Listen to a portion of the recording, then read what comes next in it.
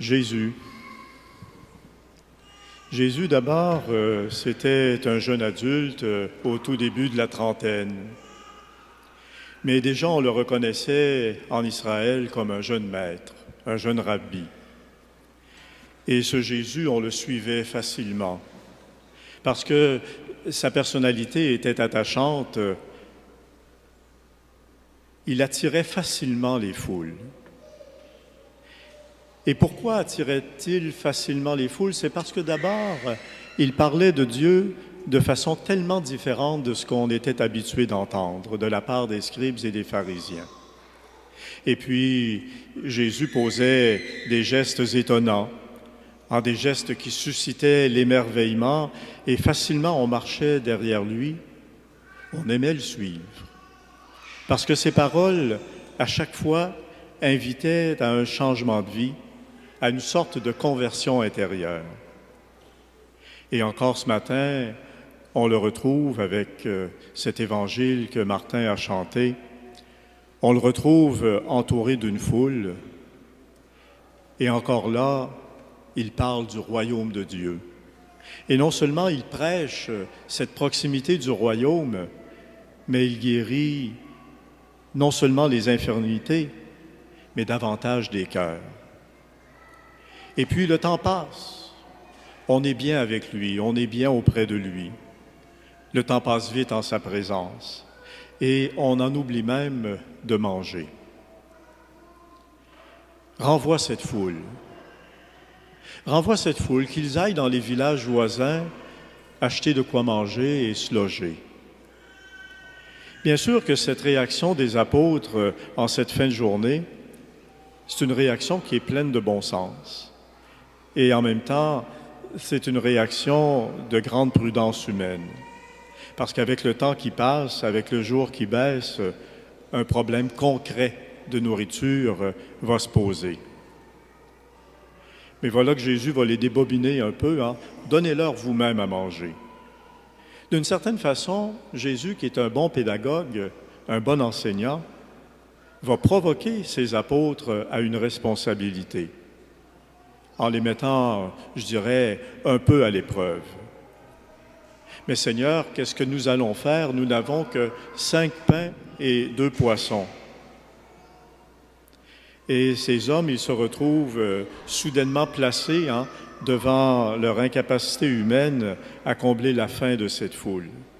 Une foule, dans le fond, que seul Jésus peut nourrir véritablement de toutes ces faits profondes qui sont les leurs.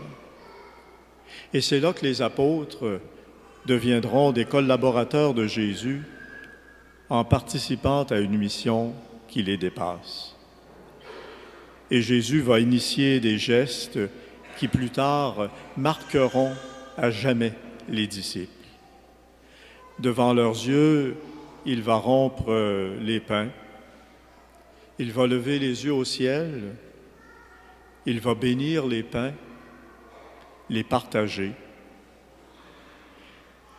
Et c'est là que le jeudi saint au soir, au cours du repas de la dernière scène, ces gestes reviendront et se graveront dans la mémoire des apôtres. Encore une fois, il va fractionner ce pain, il va partager la coupe, comme pour se jeter sur la table par avance, pour qu'au moment où la mort viendra, elle ne trouve plus rien à prendre puisque le don a devancé. Et de cette table, il en restera toujours, comme il en fut au temps des apôtres et comme il l'est pour notre table encore aujourd'hui. C'est pourquoi l'Église fait cette fête populaire qu'on appelait autrefois la fête Dieu, mais qui aujourd'hui est devenue la fête du Saint-Sacrement, du corps et du sang du Christ. Une fête de la présence, une fête de la présence de Dieu au milieu de nous, une fête de la présence de Jésus ressuscité qui se donne à voir sous le signe du pain. Vous savez, l'Eucharistie qu'on célèbre de dimanche en dimanche, et même pour ceux qui en ont une grande dévotion les jours de semaine, c'est notre marque de commerce comme chrétiens. Parce que c'est là que nous mettons en pratique le commandement du Seigneur qui nous a dit un jour, « Vous ferez cela en mémoire de moi ». Et quand on fait cela en mémoire de lui, on fait l'Église du Seigneur. On est l'Église du Seigneur. On n'est pas simplement une réunion d'amis, de copains, de voisins. On est d'abord un rassemblement de disciples qui veulent vivre toujours de l'amour et de l'espérance que donne le Christ vivant. Et l'Esprit Saint, puisque c'est de lui que nous allons parler dans quelques instants, l'Esprit Saint nous rappelle toutes ces choses chaque fois que nous célébrons l'Eucharistie. C'est lui qui rythme notre fidélité pour que de dimanche en dimanche, nous vivions le rassemblement de ceux et celles qui restent toujours étonnés de sa présence au milieu de nous sous le signe du pain partagé. C'est lui, l'Esprit, qui souffle en nous ce désir de nous rendre responsables pour avoir dans le monde des gestes qui sont des gestes eucharistiques, des gestes à la fois de louange dans la prière, des gestes de partage dans la charité, nous qui sommes toujours préoccupés des plus démunis, des gestes de soutien et de réconfort dans les épreuves. Chers amis qui allez faire ce matin votre confirmation, vous avez vécu dans la préparation des moments d'accompagnement importants et beaux. Vous en avez pour la plupart rendu témoignage dans vos lettres. Vous avez vécu des moments importants qui vous ont façonné au point que aujourd'hui vous dites « me voilà comme adulte dans la foi ».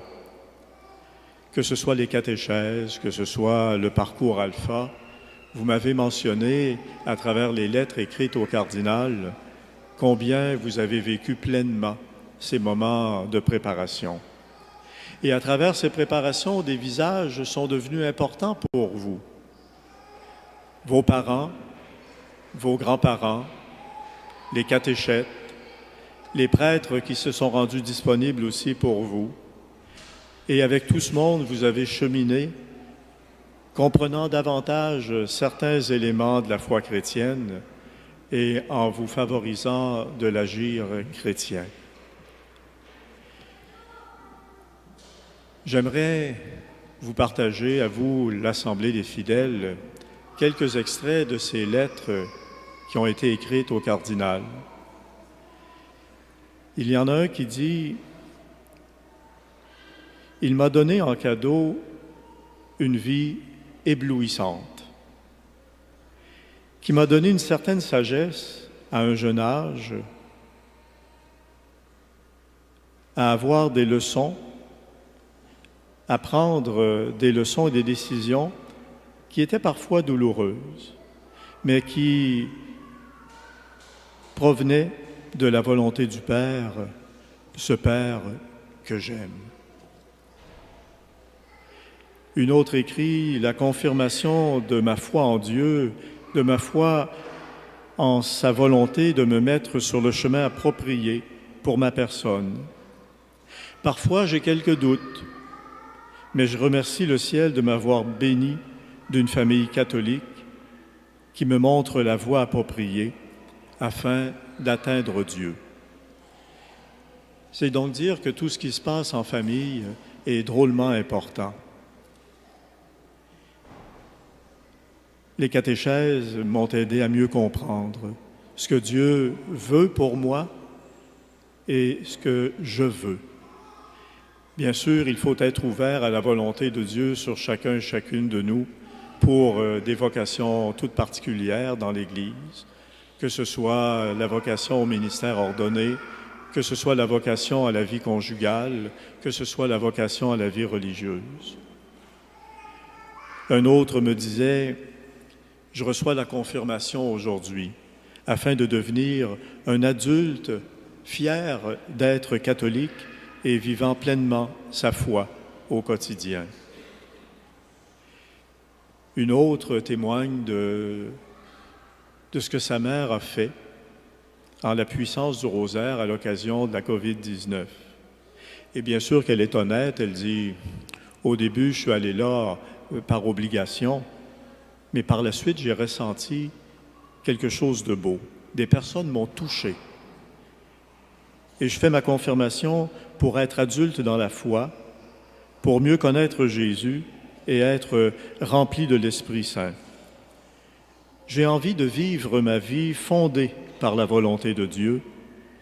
Je veux servir le Christ, je veux servir l'Église, je veux servir le monde pour construire le royaume de Dieu. Et je termine par celle-ci. Depuis que je suis petite, j'installe un coin de prière sans que mes parents le demandent. Et c'est là que j'ai la chance de rencontrer le Seigneur. Bien, vous voyez que tous ces petits gestes, tous ces moments de prière, tous ces moments célébrés en famille, le témoignage de nos vies personnelles font grandir ainsi chaque personne et font grandir la communauté. Ce matin, par ce don de l'Esprit sur chacun et chacune, je souhaite que vos demandes se réalisent pleinement, d'abord pour que vous soyez de véritables témoins, que vous continuiez toujours à former communauté parce que c'est ensemble que nous sommes chrétiens. Un chrétien seul, ça n'existe pas. Et que vous ayez toujours ce goût de l'Eucharistie pour entretenir cette vie, ce goût de la parole de Dieu pour vous rapprocher de celui qui nous parle de manière continuelle. Eh bien, que cette fête aujourd'hui nous rapproche de Dieu, que cette fête nous donne d'être en célébration et en action de grâce pour tous ces jeunes. Amen.